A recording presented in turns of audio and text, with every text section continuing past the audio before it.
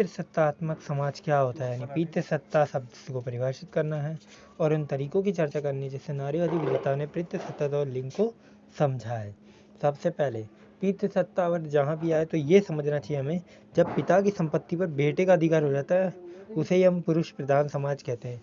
पितृसत्तात्मक समाज भी वही होता है, वो समाज होता है जहाँ पर पिता की संपत्ति पर पुत्र का अधिकार हो जाता है, यानी पिता के मरने के बाद वो संपत्ति पुत्र को मिल जाती है, ना कि किसी को बेटी को मिलती। बेटी को नहीं देते, पुत्र को ही मिलती है। शुरू से ये परंपरा चली है, एक बहुत ही पुरानी सामाजिक व्यवस्था है ये, जो बहुत पहले से चली आ रही है, जिसमें स्त्रियों की उपेक्षा की जाती है। ठीक है, यानी कि स्त्रियों को ज़्यादा महत्व नहीं दिया जाता। महत्व किसको देते हैं?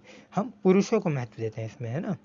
और ये कहा जाता है कि पुरुष और स्त्री भिन्न है, यानी दोनों अलग हैं, दोनों को अलग कहा जाता है। प्रकृति यानी प्रकृति से भिन्न कहा जाता है उनको।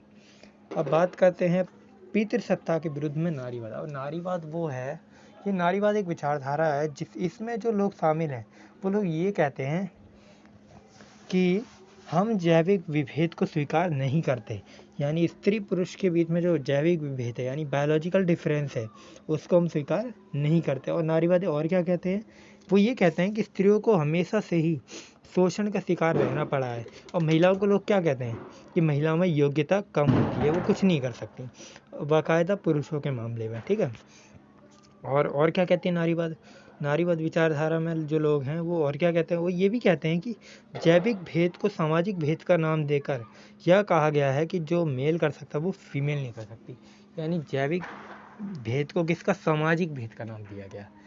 अब देखो बात क्या करते हैं, बात आती है समाज के द्वारा ही, ये जो ऊंचा नीचा ये सब समाज के द्वारा ही पैदा किया गया है, ये सब भेदभाव समाज के द्वारा ही पैदा किया गया है मेल और फीमेल के अंदर।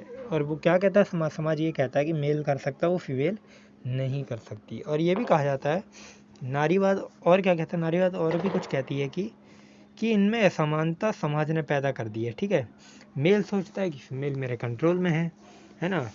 तो ये क्या करते हैं, नारीवाद इसको समाप्त करना चाहती है, क्योंकि मेल सोचता है ना कि ये तो मेरे कंट्रोल में, भाई महिला तो मेरे कंट्रोल में है, मैं उसको कंट्रोल करता हूँ। तो ये जो सोच है ना, इस सोच को ख़त्म करना नारीवाद का काम है। ठीक है, और नारीवाद और क्या कहती है? स्त्री पुरुष को समानता मिलनी चाहिए, ये बात करती है। और क्या बात करती है? पितृसत्ता समाज को चुनौती देती है। और जो भी नारीवाद संपत्ति, सामाजिक और आर्थिक आधुनिक जो भी आर्थिक अधिकार हैं वो उन पर समानता की बात करती है, यानी अधिकारों में समानता, यानी कि जो अधिकार पुरुषों को मिले हैं वही अधिकार बराबर रूप से महिला को भी मिलने चाहिए, ये इन्होंने बोला।